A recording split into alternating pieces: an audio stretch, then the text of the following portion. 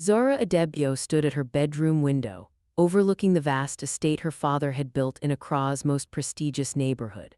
17 years old and draped in designer clothes that no longer brought her comfort, she watched as Mr. Chike, their housekeeper of 15 years, trimmed the bougainvillea with careful precision. 3 months had passed since her father's funeral, and the mansion that once vibrated with laughter now echoed with emptiness. "He's doing it again," her best friend Nana whispered, scrolling through her phone on Zara's king-sized bed. "Your brother posted another photo with Mr. Chike acting like they're best friends or something." Zara sighed, turning away from the window. Her brother Kofi, 23 and newly in charge of their father's real estate empire, had been behaving strangely since their father's passing. Where once he had barely acknowledged Mr. Chike's existence, now he invited him to business meetings, sought his advice, and shared meals with him in the formal dining room. "Kofi's just lonely," Zara replied, though her voice lacked conviction. "Father's death hit him hard, he's expected to run everything now." "Maybe," Nana said, unconvinced. "But there's something weird about how he follows Mr. Chike around. It's like he's trying to." "To what?" Zara challenged, though she feared she already knew the answer. Their mother, Amara, had retreated into herself after her husband's passing. Once a vibrant socialite who hosted the most exclusive gatherings in Accra, she now spent her days in her garden, speaking to no one but Mr. Chike, who brought her tea each afternoon. That evening, when Kofi called a family meeting in the grand living room, the first since the reading of their father's will, Zara felt a sense of foreboding. As she descended the marble staircase, she noticed Mr. Chike standing uncomfortably by the fireplace, dressed not in his usual uniform but in one of her father's tailored suits. "I've made a decision," Kofi announced, standing tall in front of the family portrait that dominated the living room wall. Their father's stern face looked down on them, and Zara felt a chill despite the warm evening air flowing through the open terrace doors. Their mother sat silently, her fingers twisting the platinum wedding band she still wore. Mr. Chike remained by the fireplace, his eyes downcast, his posture stiff with discomfort.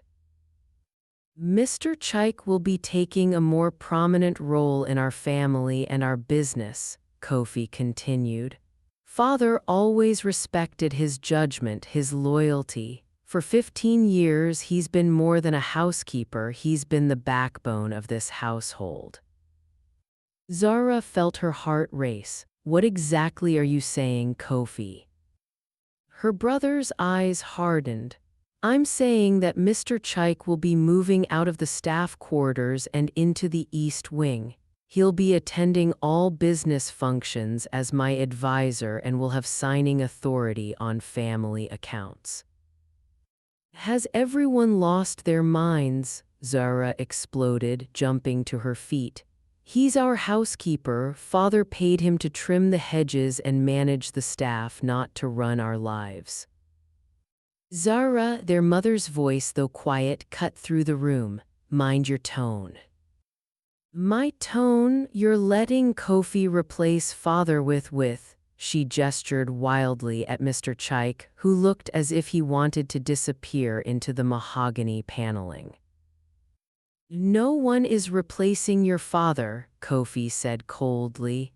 "But Mr. Chike understands this family better than anyone. He knows what father would have wanted." "And you know this how?" Zara demanded. Mr. Chike finally spoke, his deep voice resonating with dignity despite his obvious discomfort. "Miss Zara, I never intended." "Of course you did," she interrupted. "Worming your way into our family, pretending to care while waiting for your opportunity." Tears blurred her vision as she stormed out, slamming the massive hardwood door behind her. Through the window, she saw Mr. Chike attempt to follow, only for Kofi to place a restraining hand on his shoulder. Her brother's expression was one she'd never seen before, desperate, pleading, almost childlike. That night, as rain pounded against her windows, Zara realized with growing horror that her brother wasn't just seeking a business advisor or a father figure. He was systematically installing Mr. Chike as the new patriarch of the Adebio family. The next morning, Zara found Mr. Chike alone in the kitchen preparing his signature hibiscus tea. Without the household staff present, they didn't arrive until 8. The spacious, state-of-the-art kitchen felt suddenly intimate and strange. "Miss Zara," he acknowledged her, his voice careful. "I've made some breakfast, your favorite mango and soursop." "I'm not hungry," she replied coldly, though her stomach rumbled at the sight of the perfectly cut fruit arranged on her mother's heirloom china. "I want to know what game you're playing with my brother." Mr. Chike set down the teapot, his broad shoulders slumping. "There is no game, Miss Zara. Your brother is grieving in his own way." "By forcing you to become our new father," she challenged. "I saw you wearing father's suit yesterday, his watch too." Mr. Chike touched the gold timepiece unconsciously. "Master Kofi insisted. I told him it wasn't appropriate, but—" "But you didn't say no," Zara finished for him.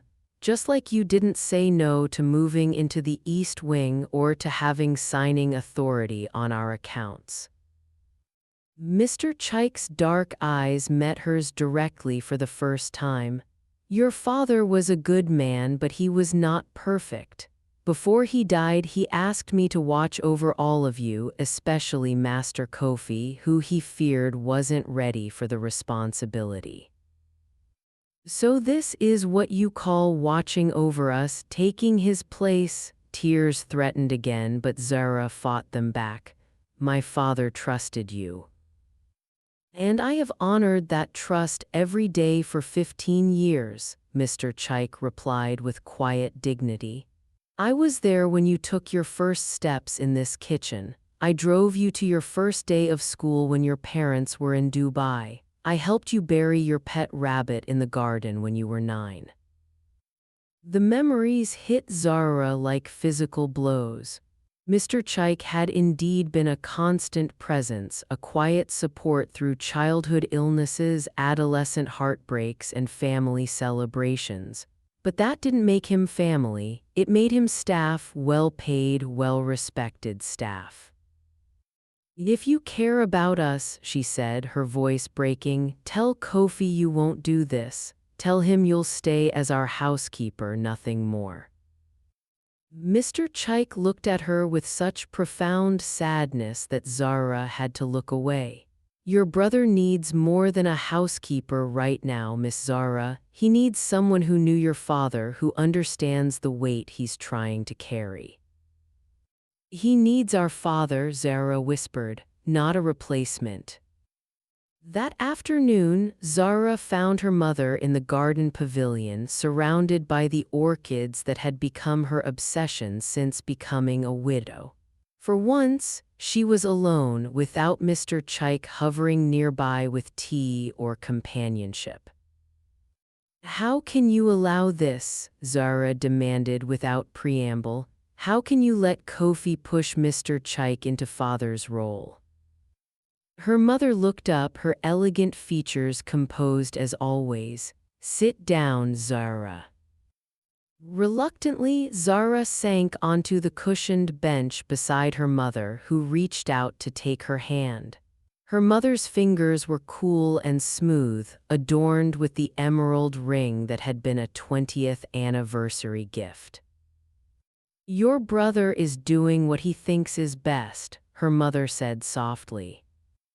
"Best for whom? For Mr. Chike, who gets to live like a king now, for Kofi, who gets to pretend father isn't gone."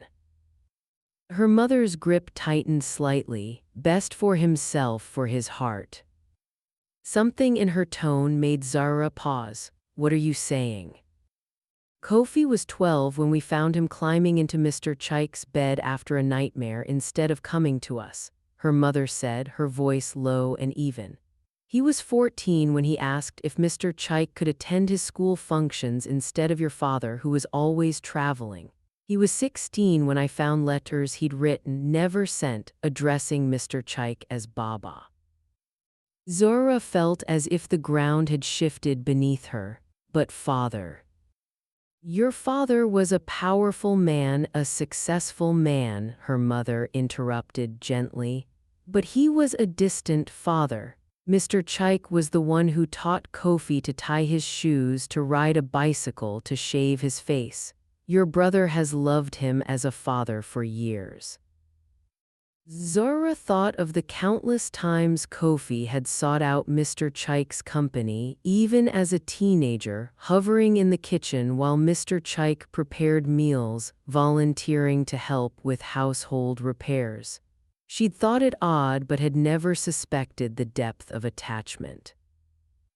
So you're saying we should just accept this, that we should let Mr. Chike take over our family because Kofi wants a new dad? Her mother's eyes, so like Zara's own, were filled with a mixture of sadness and steel. I'm saying your brother is grieving not just the father he lost, but the father he never truly had. And if Mr. Chike's presence brings him comfort, who are we to deny him that? A week later, Zara stood in the doorway of her father's study, now Kofi's, watching her brother and Mr. Chike pore over documents together. Their heads were bent close, Mr. Chike pointing out something on a blueprint while Kofi nodded thoughtfully. They hadn't noticed her, and for a moment she simply observed them. Mr. Chike's hand rested briefly on Kofi's shoulder, a gesture of support so natural, so paternal that Zara felt her resistance begin to crumble. She thought of her own memories of their father. Formal birthday dinners where he checked his watch constantly, Christmas mornings where he was often on the phone with business associates, school events he frequently missed. And then she thought of Mr. Chike, teaching her to make her first omelet in the kitchen when she was 8, waiting up with her when she had exams, driving 3 hours to retrieve the special doll she'd left at a hotel when she was 11. Smaller moments, perhaps, but consistent, reliable moments of care.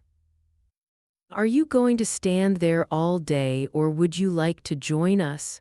Kofi called out, finally noticing her presence. Hesitantly, Zara entered the study, its leather and mahogany surfaces now softened by Mr. Chike's touch, a vase of fresh flowers on the desk, the curtains drawn back to let in sunlight, family photos where there had once been only business awards. I was thinking, she said carefully, that if Mr. Chike is going to be attending the Global Real Estate Conference with you next month, he might need something better than father's old suits. Mr. Chike looked up, surprise and tentative hope in his eyes. Miss Zara. Just Zara, she corrected, tears spilling despite her best efforts. If you're going to be part of this family, you should call me Zara. Kofi's smile was radiant as he crossed the room to embrace her. Over his shoulder, Zara met Mr. Chike's gaze, seeing in it not triumph or ambition but the same steady, humble care that had always been there. Later that evening, as the family gathered for dinner, served by the staff Mr. Chike had once supervised, Zara realized that they weren't replacing her father. They were building something new from the foundation of what had been broken, creating a family bound not just by blood and wealth but by conscious choice and love. And when Mr. Chike raised his glass in a toast to the future of the Adebayo family, Zara raised hers too, her tears now ones of healing rather than resistance.